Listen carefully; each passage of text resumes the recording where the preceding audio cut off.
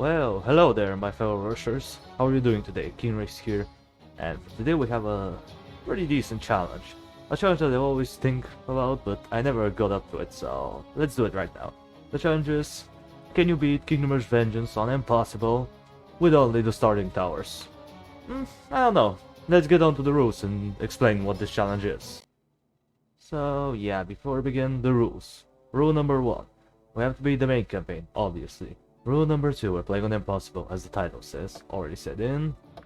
Rule number 3, what can we use? Well, we can only use the starting towers, which in this case are Shadow Archer, Orc Warriors then, Inferno Mage, and Goblin Rocket Riders. Ignore the Rotten Force, it's just there, but we're not gonna use it. And I'm gonna stick to the 3 heroes just for the sake of it. In this case, Varuk, Azra, and Olak. Rule number 4, we're gonna be starting to upgrade as we progress, so reset everything, and we're gonna be doing it from scratch. And last but not least, rule number 5, we have to beat every level NLL, because that's how I like it. And now, with that out of the way, let's get on with it and see if this challenge is beatable. Alright then, well, starting off with the first level, obviously a joke.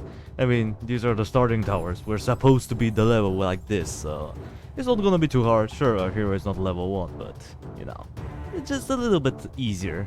Just a wee bit. So, let's continue, let's upgrade the usual, and let's begin. So, what do we have? We have starting towers, and to be honest, the starting towers are not as bad as you think. Sure, some of them may not be as good as the others. I mean, when you have Mausoleum, when you have freaking Bone Flingers, when you can buy Shrek, like, there's just so many good options. Never mind the Blazing Gem and War Zeppelin, they're unbelievably good combo. They just destroy literally everything. You could probably beat the game like this, but I don't know. I'll leave it to some other brave soul to try it out. I mean, it's not too hard, but who knows? Maybe the lack of stalling power will be, you know, kind of bad. But I don't know.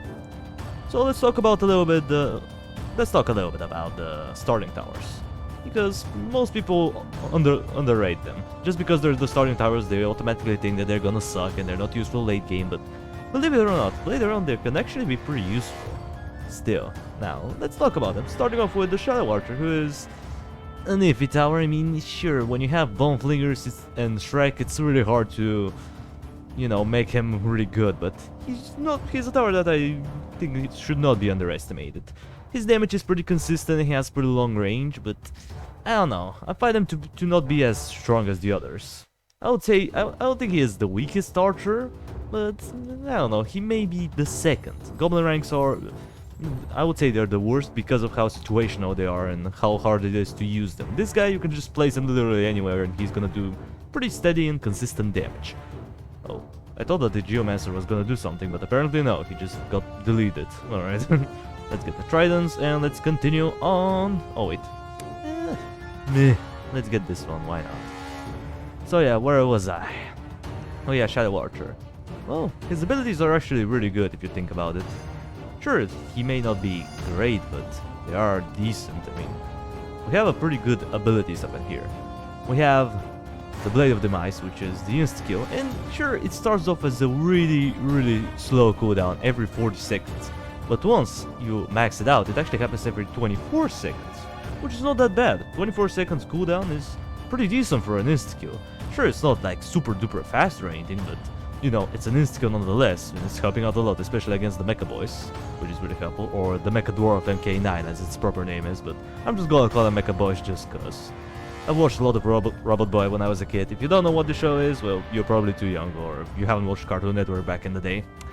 Anyway, as far as his other abilities go, they're actually pretty solid. Well, one of them at least. The Shadow Mark, even though it's kind of an overlooked upgrade, it's actually really good for boss levels, like this one, which we're gonna be fighting Bolgar, whatever his name was, the Golden King. And it's pretty good. I mean, double damage for 5 seconds, sure, 5 seconds may not be a long time, but if you use all of your abilities at the same time, damn, you can do a crap ton of damage to this guy. So let's get a quick example. Let's check it out. Wait for the aura and boom, look at this out, just dropped. That was a huge drop, by the way. So yeah, as you can see, the mark is actually pretty decent. But you know, it's just for boss levels. Other than that, it's kinda just meh.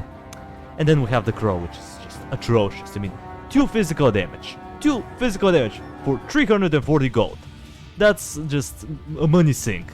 That's literally a money sink and nothing else. It's just this really bad. I hate it. It's a terrible ability, don't buy it.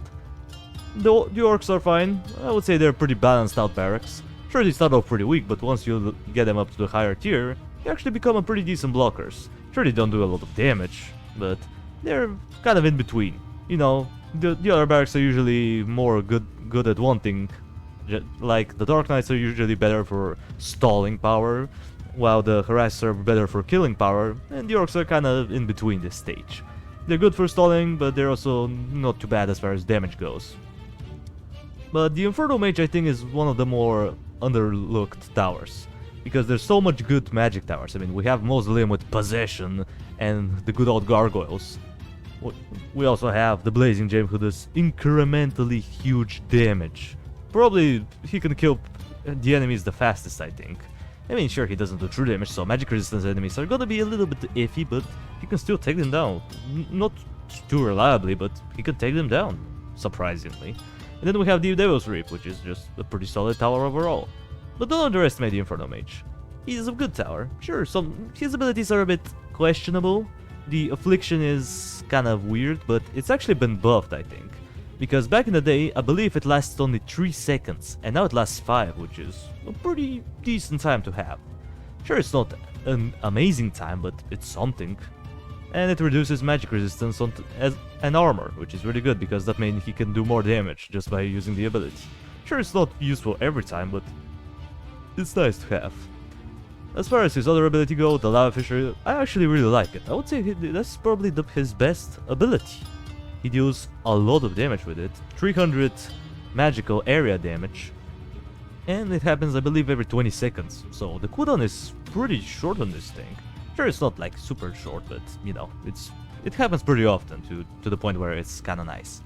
The teleport is a bit dependable. I mean, if you're defending at the very exit, I guess it could be helpful, but for the most part I don't find it to be all that good. Because it has a pretty long cooldown and the teleporting distance is pretty small. It's not like the Arcane Wizard from the original Kingdom Rush where you could teleport enemies infinitely. It was awesome, but here you can't quite achieve this. And yeah, here we are. We're already at the second to last level in the snow area, and it was a bit tough for the most part. You know, until you get the hang of it, it can be pretty challenging. But once you get it, the level becomes pretty easy. And as you can see, we're using Azra. Probably the best free hero, at least in this game. You know, Olok is good, but Azra is just so good, man. Instant teleport, insta-kill ability, deals 200 area true damage on a pretty fast cooldown, mind you. It's pretty good. I really love her. Probably the best. And as far as Orchidars goes, I don't have much to say about them. They're just disappointing. Sure, they're not as disappointing as Rotten Forest, but they're still pretty bad. But I was able to find out one thing about them, which surprisingly I wasn't able to learn before. Apparently their right side ability, the detective engine, or the debris thing, the ones that it shoots into the air and spreads into little debris, and each one does, I believe, 32 damage. Yeah, that one. He can actually shoot it at flying enemies, which is pretty interesting because usually artillery is not able to target flying enemies. So that's kind of unique, but they're just too expensive. They're too expensive. Sure, the damage is alrighty, but nah, it's just a bad artillery. I would prefer Melting Furnace over this tower any day. Sure, Melting Furnace may not be as good as the Dwarf, but you know, they're from completely different games, so it's kind of unfair to you know, make comparison in between them. At least that's what I think. Plus, Vengeance is way different than Frontiers. You know, it's, for one, it's much slower, which is one of the reasons why I really don't like this game. It's kind of slow, and if you mess up, it takes quite a while to get to your point. And also, we almost licked there, so wow, that was a little bit of a close call there. But surprisingly, we were able to take it down. And now here he is, once again, Joe Jenkins. He's coming for revenge. Will he get his revenge? I don't think so. Come on, Ezra. Insta-kill. Insta-kill. Insta-kill. Insta-kill. Well, she's not gonna get the insta-kill. Crap. So now he's gonna summon the sheep. The banshees. The warrior sheeps. They just got deleted out of the out of the picture. Wow. Well, thank you, Rocket Rider. You're actually helpful for something. Nice. Here it is. Here's the insta kill. Now we're just gonna wait for a little bit, and he will go down. Oh, he spawned his sheeps in the end, but it doesn't matter. Come on, Azra. You can take them down. Come on. Come on, Azra. Come on, man. Oh, well, the Tesla took care of it. Whatever. Well, that was a little bit anticlimactic in the end, but whatever. It is what it is. And now we're at the easiest level in the game, so there's no comment on this one. I mean, look at this. 2 Rocket Riders just destroy it, which is pretty surprising. I never expected the Rocket Riders to be a good tower, but apparently they could be. But you know, this is Udo's farmland, so if Rotten Forest can shine on this level, then any tower can. Even if you're doing it with only barracks. But anyway. Now we're getting into the little bit of a tougher levels, which are the last few. Which, you know, what a surprise. Anyhow, let's upgrade this and let's move on. So yeah, for this level, it's pretty swarmy, especially towards the last few waves, but other than the early game, it's not too bad. The early game could be a bit scuffed, but if you can get past the early game, you just upgrade everything and just destroy. I mean, look at that. Look at the 2 Rocket Riders over there on the right side. They just melt everything. However, he's shooting sometimes at the wrong side, which is a little bit problematic, but, you know, we're good. I was also able to learn that apparently you can put orc warriors then there, and you can put them all the way up to the tree, which is pretty cool. I never knew that, so that's nice. It'll be helpful for future challenges. Now, as you saw there, I didn't upgrade because I'm saving up for the big upgrade for the Soul Crusher. I want to get the last one, so the Soul Crusher could be actually useful. And yeah, here we are at my least favorite level, because of the purple Norpros. They just teleport everybody up in my business and, you know, make things really annoying. However, Shadow Archers are pretty good on this level. They can insta-kill some of the golems, or the sorcerers, sorry, not golems. And they can also help out against the purple mages as well, which is, you know, nice. For the most part, this wasn't too bad, but again, same to the last level, the early game was a little bit rough, because you get a lot of different enemies, and you get magic resistant enemies, you get high armored enemies, so you have to make a little bit of a mixture here and there, but if you can get past it, you should be fine for the most part. Now let's get the big Soul Crusher upgrade, and yeah, we're gonna wait. We're gonna wait for the last level, or second to last level, sorry. I forgot that there are 16 levels in this game. Anyway, Gerald the Lightseeker, will you do anything today, or will you just sit there and just sunbait like you usually do? Well, we played this game enough times to know what happens, so let's just move on. Come on. Come on, Paladins, can you die already? Ah, he actually ended up leaking. That's why I prepared one Shadow Archer over there, just in case. And as you can see, it actually pays off. However, the last 2 waves, I don't know what it is, but in most challenges that I do, usually the last 2 waves on this level are pretty tough. Like, I usually get overwhelmed, but thankfully we were able to manage everything.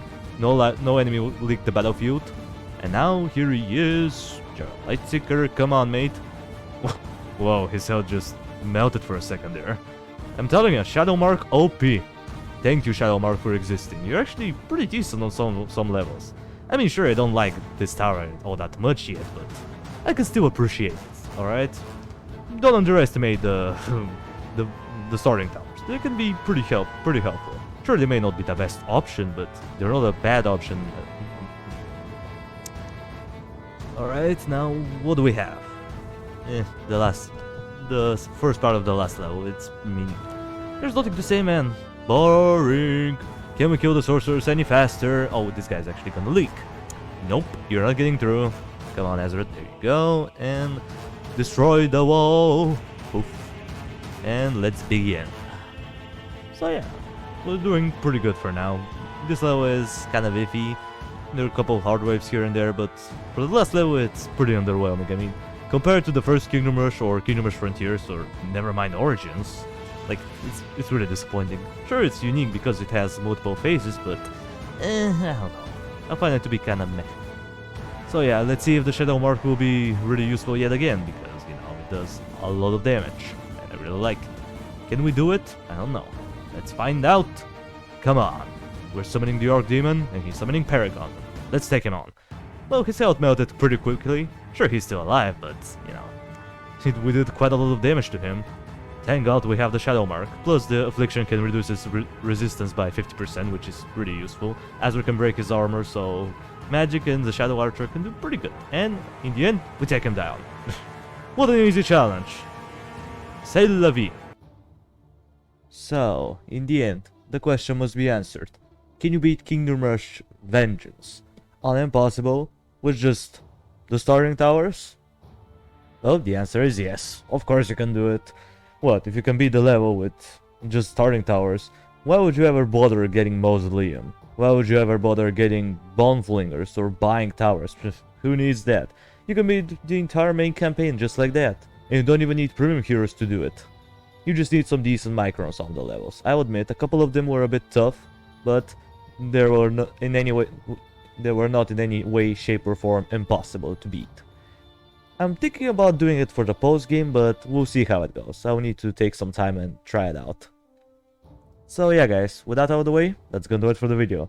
Thank you everybody so much for watching. I appreciate you for sticking around to the end. Subscribe if you want to see more of this content in the future.